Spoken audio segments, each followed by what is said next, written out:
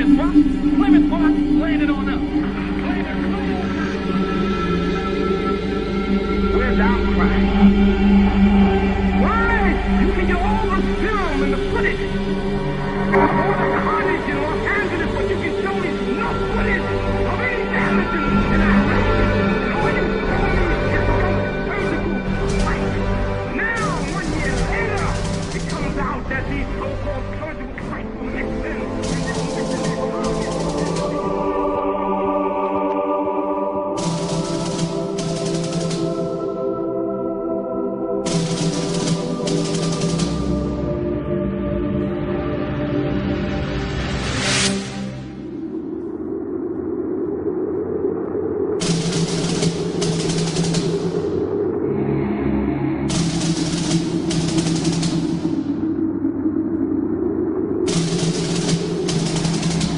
August 2nd, 1990.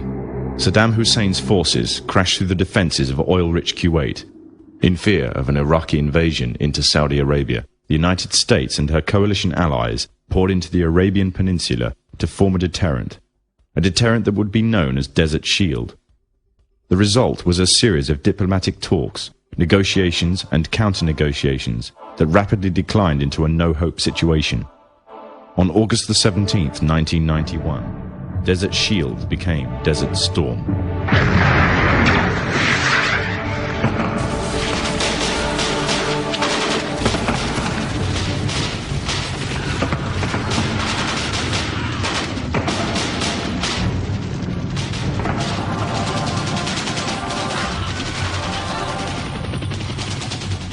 The conflict was witnessed by millions through the eye of CNN and the BBC, showing propaganda of the systematic eradication of Saddam's forces by a coalition far superior in technological, political, and economic power.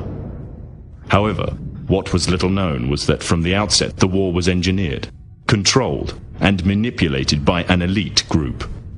A group which had created the illusion of a man with power, at the head of a million-strong army, on the verge of going nuclear. A man who had gained control over 1/5 of the world's oil overnight.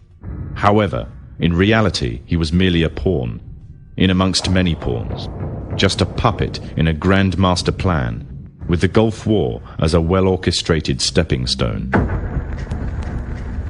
The orchestrators of the war were by no means strangers to controlling major world events. In fact, they have done so for centuries. From the shadows, they have engineered every major war, revolution, and recession. They control everything you read, everything you hear, and everything you see.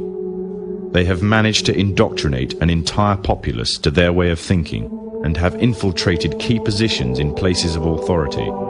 And it is from the shadows that they have created a new political order, a new economic order, and more sinister, a new religious order.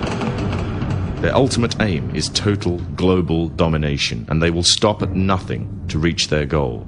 The goal that was outlined in a speech given by former President of the United States, George Bush. What is at stake is more than one small country. It is a big idea, a new world order.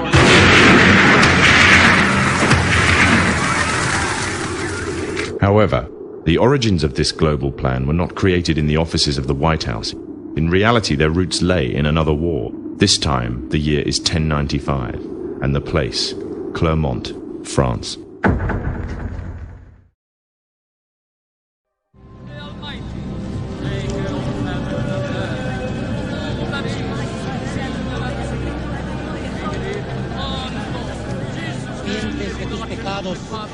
En el nombre del Padre, del Hijo y del Espíritu Santo. 11th century Europe was ruled by the Church, which held a firm grip on the hearts and minds of the people. This power enabled Pope Urban II to wage war on the Muslim Caliphate and crusade in what he called a War of the Cross, to recapture the land of Jerusalem. It had been under Muslim rule since the year 637, but in 1099 this rule was brought to a bloody and sudden end. In the name of the cross, women were raped and murdered. Children were put to the sword, and it is said that blood ran in the streets knee-high to the horses. Out of this land of bloodshed and terror, a group of men arose. Men that would stop at nothing to get what they wanted. no matter what the cost. 20 years after Jerusalem was taken, the Dome of the Rock was seized by a group of warrior monks calling themselves the Knights of the Temple of Solomon, or more simply, the Knights Templars.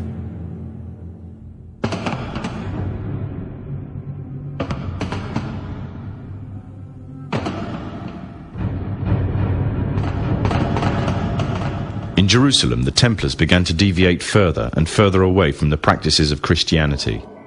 They learnt the secret arts of the Kabbalah, an ancient form of Jewish magic, along with its dark rites and rituals.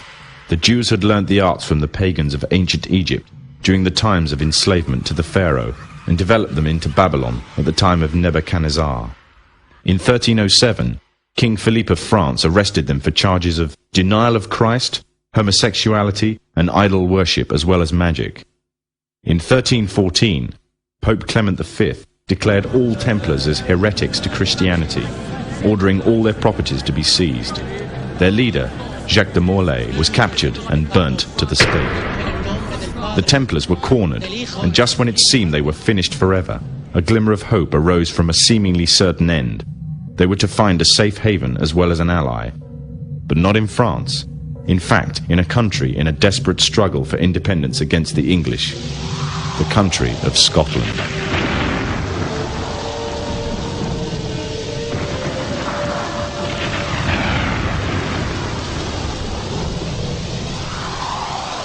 For some, Scotland's hope of independence had died with the death of William Wallace. However, to the King of Scotland, Robert the Bruce, the arrival of the Templars gave him a new secret weapon. Their experience, gained over 200 years of fighting the mighty armies of Islam, had made them expert in combat and warfare, and more than a match for any army brought before them. In 1314, the Templars, allied with Robert the Bruce and his army, took to the fields of Bannockburn in the long-awaited showdown with the English. Robert the Bruce's foresight paid off. The 25,000-strong English army suffered a humiliating defeat at the hands of only 6,500 men. The dream of an independent Scotland had finally been achieved. The Templars had brought themselves back from the brink of destruction, and never again would they allow themselves to be destroyed. This time they would control the country by controlling its kings, and in order to preserve their secret order, the Templars would have to die, or more precisely, the name would have to die. The Templars, who had escaped Europe, were finally laid to rest in Rosslyn Chapel, Scotland, which stands to this day as sign of their presence in Britain. Their descendants became the true power of Scotland. In 1603, the death of Queen Elizabeth I left England without an heir to the throne. By virtue of descent, King James V of Scotland became King of England. In doing so, Scotland and England joined to form a new kingdom, and the power that the Templars held over Scotland spread to give them a firm grip on the whole of Great Britain. For over 100 years, the Templars concealed their activities, fading into the background until they were little known and little remembered. However, they did not cease to keep a firm grip on Britain. All the time they were planning, regrouping, and infiltrating positions of power in all corners of the kingdom. In 1717, the Templars made their reappearance in Europe.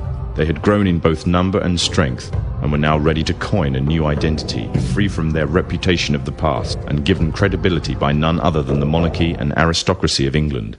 And the name they chose for themselves was a name that would be known by many, but understood by a few. This new name, the Freemasons. The new identity and the grandeur of its members afforded the Masons with respect and dignity. The first royal member of the Freemasons was Frederick, Prince of Wales. The latest members include Prince Philip, the Duke of Edinburgh, and consort to the current Queen of England, Elizabeth II, who herself is a grand patron to the Masons. However, behind closed doors, the Freemasons were free to indulge in the secret rites and rituals handed down to them by their ancestors, and these became the basis of their levels of membership, called degrees. The Freemasons were not content with power in Britain alone. Their ambitions were far greater. In the years to come, the world would witness Europe and America being plagued by wars and revolutions, each more devastating than the other. However, these would not be as commonly believed, the spontaneous effects of a downtrodden people.